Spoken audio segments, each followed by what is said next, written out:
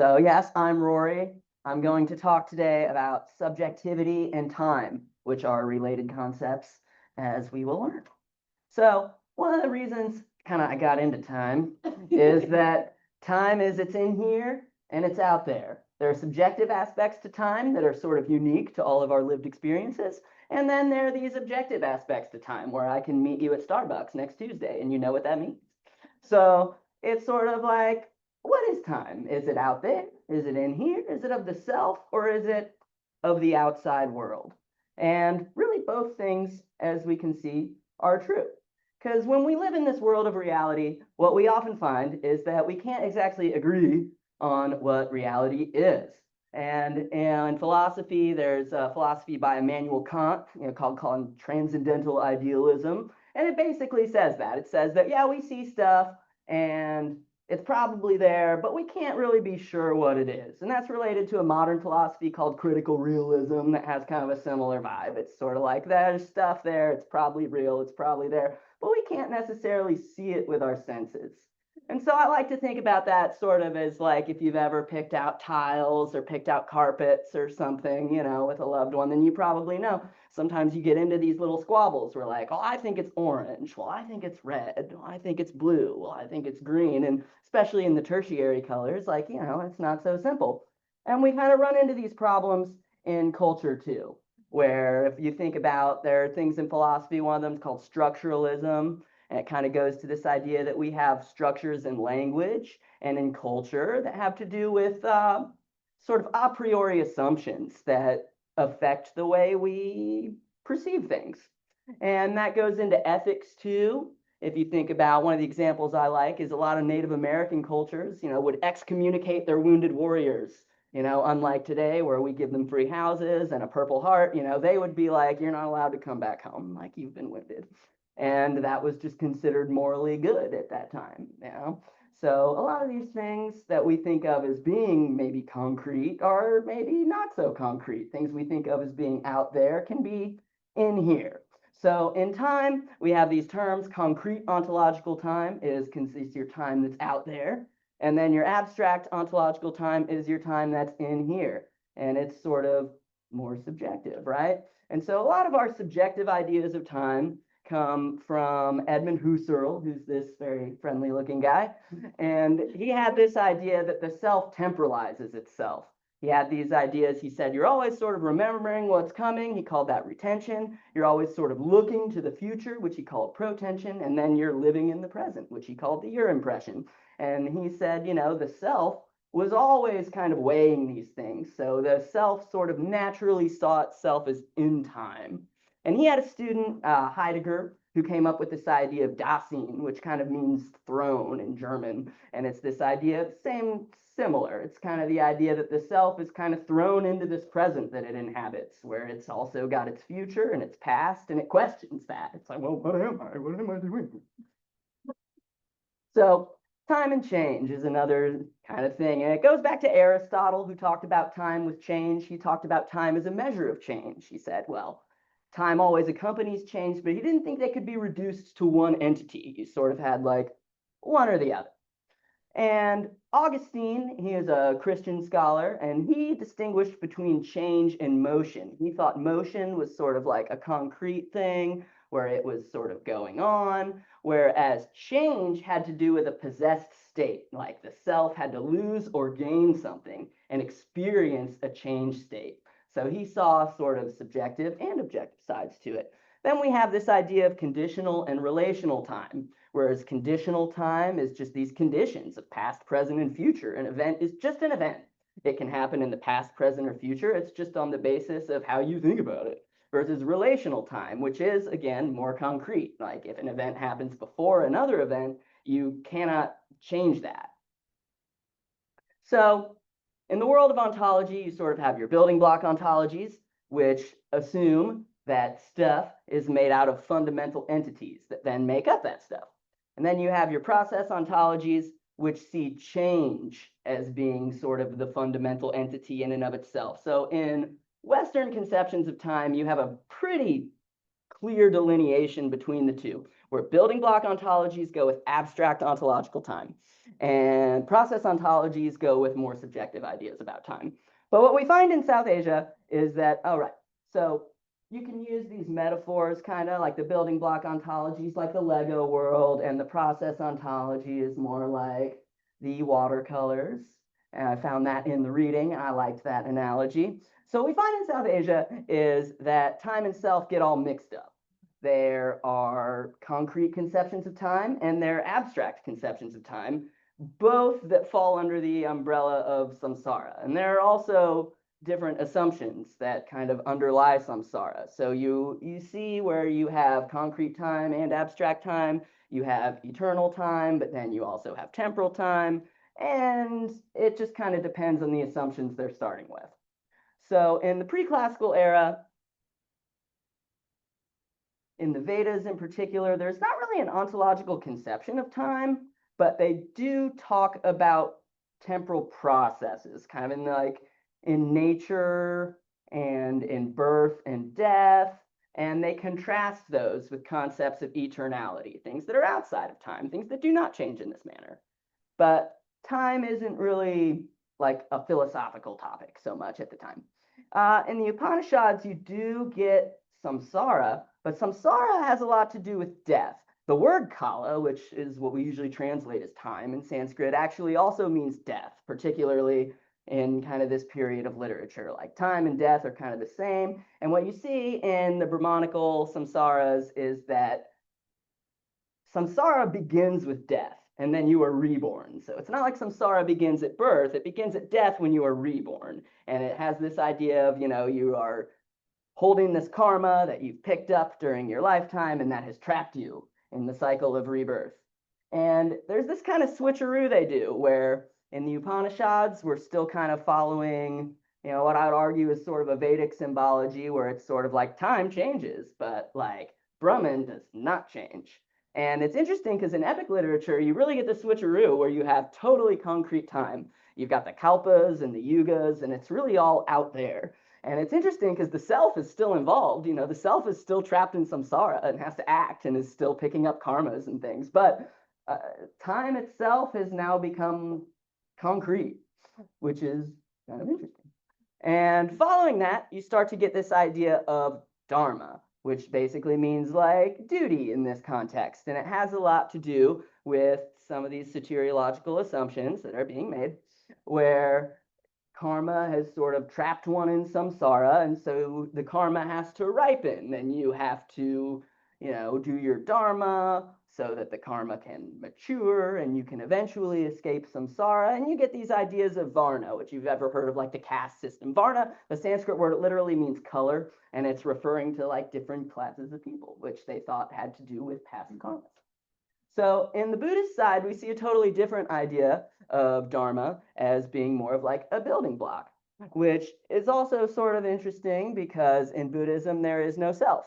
So it's kind of hard to find samsara when there is no self. And what you see is like a totally different metaphor. Is in Buddhism, you get stuck in samsara because of one's attachments. It's the attachments that get you stuck in samsara, not exactly the karmas per se, because there is no self. And their time, by the way, is not a dharma. That's another important thing. Its time is specifically not a dharma. And Buddha said that all that existed was dharmas, and the stuff that was made out of dharmas did not exist. Which kind of gets into another split we have, where in the Brahmanical philosophies, you tend to see like what's more associated with like a modern view called essentialism, where things kind of do have an intrinsic identity. The classic didactic is a chariot. And the Buddhists would say, well, the chariot, it's its wheels and its axles, and it's got a little seat on there and the reins. And, there is no chariot. That's really just a happenstance. Whereas in the Brahmanical tradition, they kind of had the opposite idea. They'd say, no, there is this intrinsic identity of chariot. Like, it does have these components, but there also is this thing, the chariot.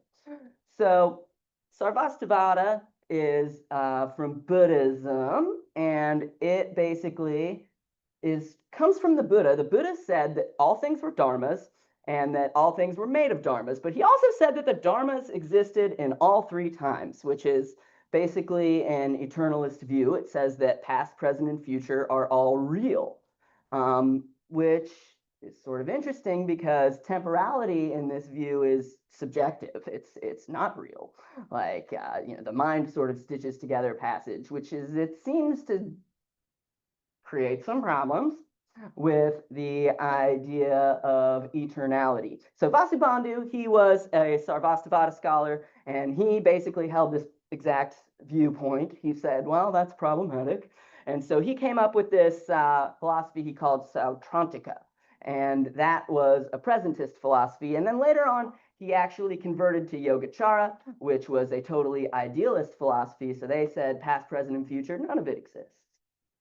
And Yogacara is important in the Yoga Sutras too. And so when we get to the Yoga Sutras, we see this kind of problem where it's like it's mashed up, where they do talk about karma, and they do talk about like a reservoir of karma, and they do talk about karma getting stuff to you, suppose is the way to say it, like, and kind of having this problem. And specifically in the fourth pada, they do say that all three times exist, like the Sarvastivadis. So they have this kind of eternalist perspective. But again, they also have this sort of abstract perspective of time, where temporality itself, the passage of time, is not real, but the three times are real. And it does kind of speak to this tension within the Yoga Sutras, where they do seem to sort of fuse different soteriological assumptions, where like sometimes they're following really a Buddhist line of thinking where we're extinguishing our suffering, and other times they're following more of a Brahmanical line of thinking where, your karma has to ripen. So there's this theory of transformation in the Yoga Sutras, which is basically adapted from Buddhist Abhidharma. And Vasubandhu, he collated like 4 different theories within Sarvastivada of how temporality worked, given that dharmas had to be real in the 3 times, which presented problems. And Patanjali probably, you can't say for sure, but probably adapted in some way those ideas, possibly from that text, though we can't say that for sure. And he redefined those words a little bit. So now a dharma isn't a building block, an ontological factor, but it's a characteristic, because like JP was talking about in Samkhya, where they sort of grafted Buddhist meditation onto this metaphysics from Samkhya. And in Samkhya, matter is prakriti and it's eternal. So when it's changing, and they're talking about temporality and things changing in time, the idea is that it's changing its states and characteristics, but not its intrinsic identity. So then if we look into the Jain canon, we sort of see a different thing, where the Jains, they followed a practice called Anekantavada. It's basically this idea that different perspectives can kind of give different truths, and you can sort of, like, depending on how you're looking at something, different explanations kind of might make more sense. And in that vein, they sort of combine a bunch of different ideas from different places, and they define a dharma as a motive particle. And what you end up getting is a bunch of semantic overlap, because in Jainism, you have this basic divide between jiva and ajiva, where the jiva is immaterial and eternal, and ajiva is all of the changing material stuff. And what you end up with is a bunch of semantic overlap when you try to get into these little delineations of like, well, what are the different kinds of ajiva matter, right? And so they have this kind of similar idea of how things change over time, but time does ontologically exist in Jainism. It's a tattva. They follow a substance ontology where you have, time is this tattva, and it's made of infinite units. So unlike in the Yoga Sutras, where you have eternal matter that's changing over time, here you actually have the persistence of characteristics of the jiva, and the actual matter that the jiva is accreting is changing all the time. And so it's kind of interesting how that works. Here's a little graph of kind of the semantic adaptations here.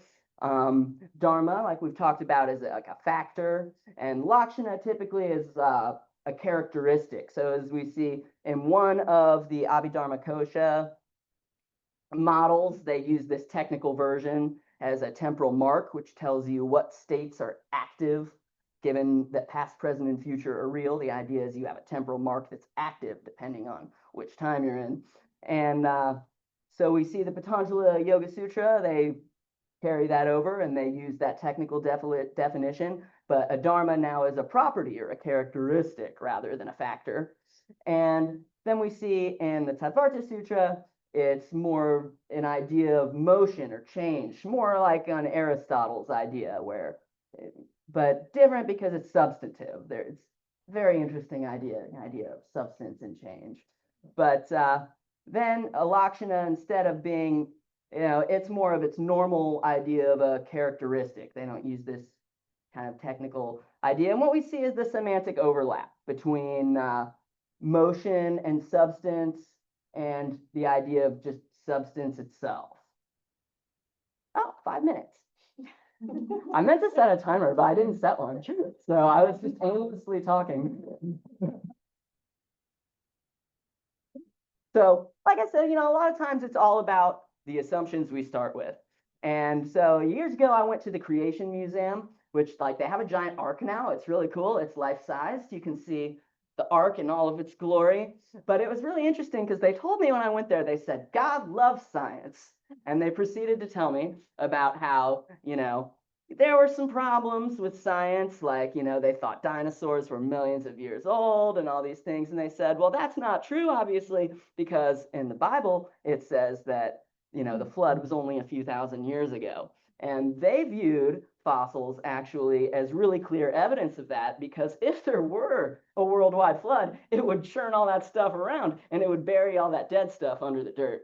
And so sometimes we hear that talked about as inclusivism, kind of the idea that you have to pull in accepted ideas from the zeitgeist. You can't just hold fast to your assumptions all the time, but depending on the assumptions we start with, we kind of always intrinsically get different outputs. And the assumptions we make really are assumptions. Like at the end of the day, kind of going back to Kant and Husserl and some of these other critical realists out there, objectively speaking, we don't necessarily know what real is. A lot of what real is embodied in the self. And there is stuff that's out there, and there's stuff that's in here, kind of like time, but we don't necessarily know the difference between those things. So I'll stop there.